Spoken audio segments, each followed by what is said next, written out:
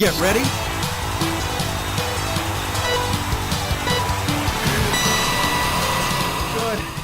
Good. Topic of the show, Game Awards predictions. Now it is out next Friday, I think about 10 o'clock Adelaide time. You can watch that live. So what we're going to do here is have a guess, a prediction of what we think each of the main three developers are going to announce at the show, because generally they do. We've got a whole bunch of things here. And then also we're going to give our picks for who's going to win each category, or the main categories. So I'll start it off with the Nintendo announcement. I think Nintendo will announce the Metroid Prime Trilogy Remastered. I've got a feeling that's coming, because I know Metroid Prime 4 will be coming in the next year or two. I reckon 2021. So you're going to do a remaster of all the games? Yep. Oh, the trilogy, 1, 2, and 3. We have I don't know, there's a couple of people who do very much do like the Metroid Prime. Is there more than one Metroid Prime? So it's Metroid Prime, Metroid Prime 2, Metroid Prime... Metroid Prime? Metroid Prime 3. I know Epolion in our Discord server is a big fan of the Metroid Prime. Yeah, he is. He loves them. So that's it? Yep, that's my pick for Nintendo. Alright, my pick for Nintendo was new Mario... this is going to be a bit hard for me. I have to bring up the footage. Then I have to come over here. New Mario Maker 2 DLC of Super Mario 2 USA. It's not in there yet. I want to be able to get those... Oh, are they? They're not in it, are they? I reckon it's got a really, really good chance of happening, especially because they haven't just released free DLC like a day ago. That happened before that happened after I put this together and I couldn't be able to changing it. At least you're honest. But yeah, I can't believe they haven't put these bits in. There's probably some marketing problems or something like that. But the egg shooters, No, there's no marketing problems. Nintendo owns Doki Doki Panic. Yeah, like why don't they do it? Don't know. Anyhow, that was my pick. All right, PlayStation picks. My PlayStation pick is that we will get the first look at some DLC for Death Stranding. Ooh, what do you reckon is going to be? What kind of DLC could they have? Oh, I don't know. It's such a beautiful game. Maybe like a Zen meditating option. It is Kojima. It could be anything. Wake up and it's actually taking place in Mario USA. It could be Kojima actually in the game. Oh. I reckon he might do that, hey. You reckon he'll put himself in there? I reckon he is in this game somewhere. Has he only been in Metal Gear Solid 4? Is it 4? Where you save him? Yeah, one of them. Yeah. I didn't even know that happened. Really? Yeah, I wasn't a fan Spoiler. Spoiler. You save Kojima at the end. Aww. Yeah. What's yours? Mine is... I reckon that they're going to announce a new Crash Bandicoot game. Yeah? And not wacky racing, Crash Team Racing, an actual, factual Bandicoot game. Like, why not? They did this remake just recently. It's like it's a good chance. They're greasing the cogs. The remakes did very, very well. Yeah, like, they're very great games. So yeah, well, why not make a brand new, like, Crash Bandicoot game? Like, it can't be that hard. And they could make it look... Imagine they made it, like super realistic, like actual, it'd be weird, like movie Sonic realistic. Yeah. But the first iteration, not the second one. That's really cool. It's just a mutated mess of a man. Okay, Xbox announcement. I think, short of announcing more studios, I think we're going to get more details on the Scarlet, possibly a launch date or the actual name. I don't think it'll be called the Scarlet. Is this a trailer to make it smaller? No. I don't care. I agree with you. This is we both agreed on good this one. Good podcasting. Well, if it's it, it's it. Like, I couldn't think of anything else they could possibly do. Yeah, well, maybe they'll make. I couldn't think of anything. Yeah, fair enough. All right, so we're going to go on to the categories now. So the first one that I've chosen to look at is Best Art Direction.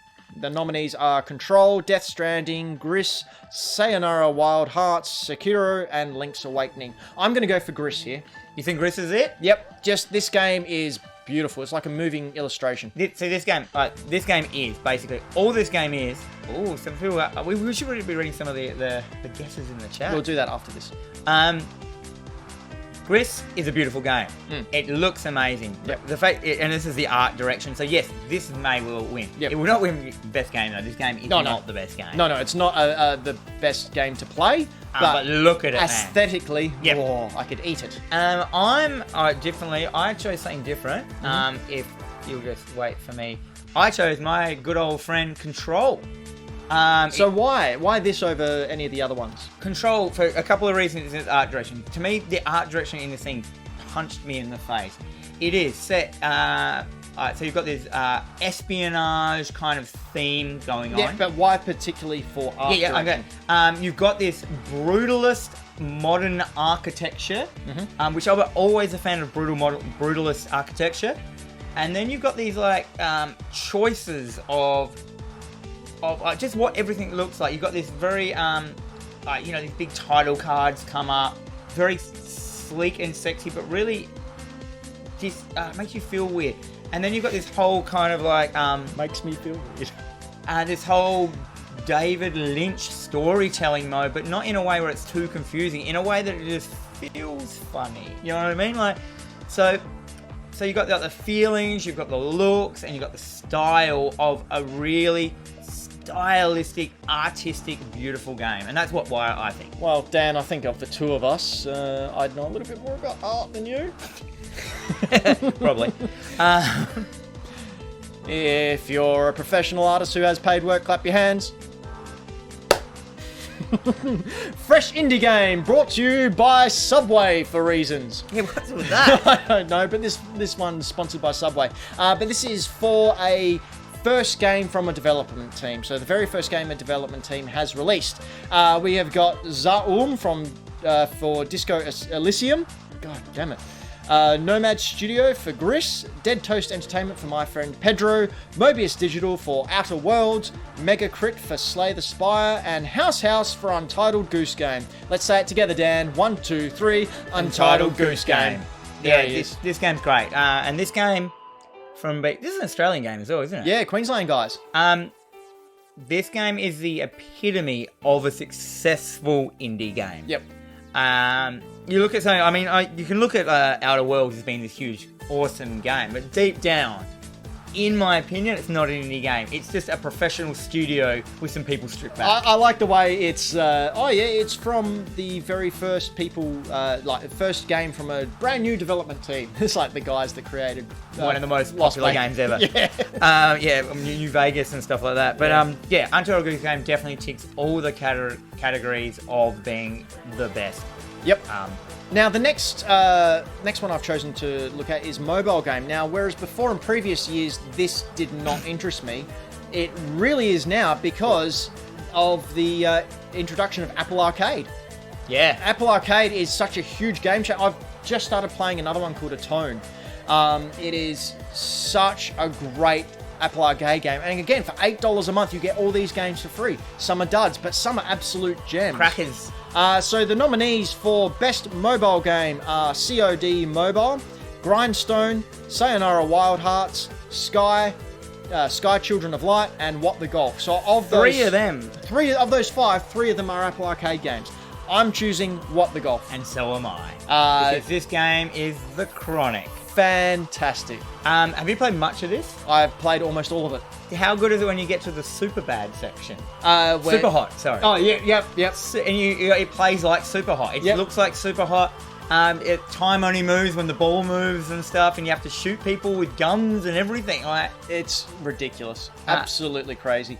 Moving on, we have got the best indie game of the year, and the nominees for this one are Bubba Is You, Disco Elysium, Katana Zero, Outer Worlds, or Goose Game. Now, this is a really tough one. There's been a lot of really cool indie games this year, but I am going to have to go with Goose Game again. You're going with Goose Game? Yep. It's a short game, but it doesn't outstay its welcome. It's fun. It's engaging. You watch YouTube streamers play it, and they're all having fun with it. It's puzzling. It makes you think. It looks great, and it feels very like solid as well. It never glitches. It never stuffs up. It feels like an episode of Play School. Oh, like if you listen to the piano, it's like Play School. Beautiful. We should adjust some of the. There's been some good ones. All right, we'll say yours, and before we go on to the game of the year, we'll look at what the chat has to say. I know I was just ragging on this a second ago, but mine was Outer Worlds. The other one was fresh indie game. Mm-hmm. Well, this is an indie game, so this purely. They are an indie game. It's not a fresh idea, you know what I mean? It's not a fresh indie game, but it is a good indie game at its heart. Still is technically an indie game because it was developed by them before they were bought out by Microsoft. I reckon if they did win this, they would feel a little bit embarrassed. Really? Because they're like, yeah, we're not technically, but yeah. But yeah, so that was my pick for that one. Right. We'll see how we go with these. I reckon. Was it Michael Towns? Now with Battletoads has been redone, had the redone treatment. I can see Microsoft announcing a new Conker. Ooh. Now that is a cool idea. New Conker, but I mean... Or a Clive Palmer simulator he wrote next. With Conker, though, could you recapture that magic? Yeah. I don't think you could. I mean, they've got games out like, what's that one, the Rick and Morty one? Trover? Yep. But that's written by Justin Rowland. I don't think you're going to get Justin Rowland to write a new Conker. No, well, the problem with Trover is because of the VR factor. A lot of people didn't get it. But yeah, if they did a game that was like that kind of style, I reckon a lot of people would have jumped on that. I don't know. I think it's very hard. The part of the appeal with Conker is that it came out in the days before the internet. So people assumed it was this cutesy platformer, especially because we got a Conker's cutesy platformer on the Game Boy before this. Then it came out... Oh, no, then he made an appearance in Diddy Kong Racing.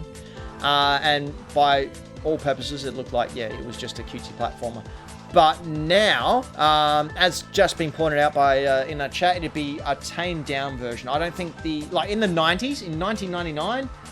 times were different. You could get away with a lot more, like perving on giant flowers with things. Yeah, there was a lot of... There's a lot of sexist stuff in there. PC principle didn't exist back then. Yeah, like you couldn't get away with that stuff now. Not saying that's good, not saying that's bad. That's completely up to the individual. But I'm just saying society wouldn't accept that kind of thing now. And I think that it would be heavily, just... drawn Game of the Year. We got Dylan in the chat said Grover is actually really playable without VR. Hell, it's just been released on the Xbox. It's also been released on the Switch. Yep, it was released last week. So $30. Yeah, I said Grover as well. Grover? Hello. That's something I would like to see. Okay, Game of the Year. Game of the Year. We, of course, have our own Game of the Year, which you can vote for over on our Facebook page or over on Instagram, which will be going up shortly. But the Game Awards also have their Game of the Year. So let's say, what are they? What are they? They are Control, Death Stranding. Control is in the list. Yeah. This was me, way back I found this game, and remember I said it's going to be my Game of the Year. Yeah. And it's in there, but I still feel no one's talking about it. Heaps of people talked about it before it came out. Yeah, I know, but do you know, the amount of people that I've mentioned, like, oh, I love Control, and they're like, what's that? Yeah, well... if you go, oh, I love, I love Death Stranding, or I love, some other ones, they're going to know what they are, but yeah. Okay, so Control. Control. Death Stranding. Death Stranding. Resident Evil 2. Sekiro. Smash Brothers, and Outer Worlds. Now, because of the cut-off, Jedi Fallen Order and Pokemon Sword and Shield aren't eligible this year. They'll be in next year's. But man, for a year where I thought the games were going to be really mediocre and nothing much was going to come out, we've had some really good games come out and this year. And some really innovative, they've really... they always do this. Right near the end of a console, they'll always push it because they don't care. Yep. They're like, it's going anyway, let's just push it to the max. Let's overheat it, let's melt it. Yep. Let's melt that mother. That's an exact quote. You can see it. Melt that mother. Yep. Shuhei said it in a tweet to Phil Spencer. Go read it. He may have deleted it. I don't know. But, what do you think, Dan? Me? You want me to go first? No. Yeah, because I've got the video ready. Okay. I think because, in a completely unbiased and level-headed way of looking at it, who has no affiliation to any console or developer whatsoever, I think that Smash Brothers are going to come away with it. Smashies. Just because this Smash would be the Brothers... earliest entry, wouldn't it? As in, this came out, right at the start of everything. Yep. Which usually, congrats, because usually these games get forgotten. But what Smash Brothers has done is constantly release stuff throughout the year. So it's they had that Fighter Pass, so we've got 4 of the 5 characters from the first Fighter Pass. We'll probably find out the 5th one at the Game Awards. So that's a full year. So Joker was announced at the Game Awards last year as the first DLC character. And then we've had I reckon the last one for the first pack will be released this year. Someone around the chat, what about Kingdom Hearts 3? Yeah, what about it? I thought it didn't make the No, cut. no, it did not make the cut. I've at all. actually never played a Kingdom Hearts game. Really? I know Braden has, he loves them. Yep. I think I gave it a go once, but then I just realised that I hate Disney characters. Because I'm all about Final Fantasy VII and stuff. So I'm like, Sephiroth's in there? Yep. And I'll play this game. And then I'm like, Goofy? Nah, I'm out. What did you say? Goofy. Goofy. Goofy. Goofy? With the Goofy. Goofy? Whatever his name is? The dog, and there's two dogs, and one can talk, one can't. Whoa, Max! That's how he talks. My Max? best impression. That's his son. Oh, Goop Troop. No. Goop? Goop. Doesn't matter. Anyhow, I also want to say that Luigi Mansion 3 is a hell of a good game. Beautiful looking. But I think it's really going to be hard to pass up Death Stranding, especially because, you know, best friends. Best friends? Anyway, Dan, surprise us all. What's your game of the year? My game of the year that I'm calling here, which is not the one I did actually when I voted for our real show, is Control. What did you vote for ours? I for the day I did it, I was just like, no. For some reason, I got this new idea in my head. I can't remember what it was, but it wasn't Control. Death Stranding. It might have. No, I don't know. Control. This game, I played it again today. It's one of the games. You know the games when you go back to them, you know they're good. Like I don't have many games I go back to, and I picked it up today again. It just felt beautiful. It's very like that. This game. It's like, I got some new upgrades, some new things. I can fly now. Oh, sweet. I can fly and I can grab people and force choke them and pull them towards me and then ditch them at other people. It gets very, very, very cool. The story's unthreading, is that the right word? Yeah. Unraveling. Yeah. And it's not bad. Yeah. Like I'm just like, yeah, cool. And it starts getting more deeper and deeper and deeper. And you realise that more, like, these people have really, they've been studying you their whole life. And you get to a bit where your whole town is made into a miniature model made out of balsa wood, and they've like got it in sections, so they've been studying you your whole life. And and then you have a fight in there, and of course, that you're picking up mini cars and buildings. Godzilla wise? Yeah, rad. Kaiju It's all time. balsa wood, so it's all shattering as well. Like, Nice. so good. Control to me, like, I can't. Someone said in the earlier in the chat, you love this game, don't you? I do. I love this game. I love that you don't get to choose who you get to be. You don't have to create a character. It's all done for you. You can just start playing. You don't have to sit there for 45 minutes making an ugly person. I love everything. Sometimes I just want to start playing. I like that. I don't like creating I love my that own it's character. a female protagonist. I'm always into female protagonists in games. It's one of my most favourite things. Been a boys' club for a while. Oh, just a little bit. Yeah. Just a little while. And she is a badass. This is such a cool game. Alright. But not in a way where she's like, she's not over violent. She's just great. Anyhow, as I said, go out there if you haven't played Control and get it. It was actually really cheap the other day. Really though, I mean there are picks. Cyber Monday was wicked. There are picks, but in all seriousness, Death Stranding's got it right. I don't think it does. Really? I reckon either maybe, Because the way the Game Awards vote, it's 90% judges panel, 10% viewers. You I can vote on reckon the website. I reckon Re 2 might do it just because people were so flawed with it, But that's because nothing came out at the start of this year. We had nothing. look at this stylistic shot. Look at this stuff. We're also an audio at this. podcast, Dan. Look at this. Oh yeah. Beautiful visuals of Control we're showing now. Anyway, this is the part where we usually play Dan versus the World, where Dan's on 38 and the World is on 39. And However, Braden's not here, so we can't do it. We so can't do it. If you just joined.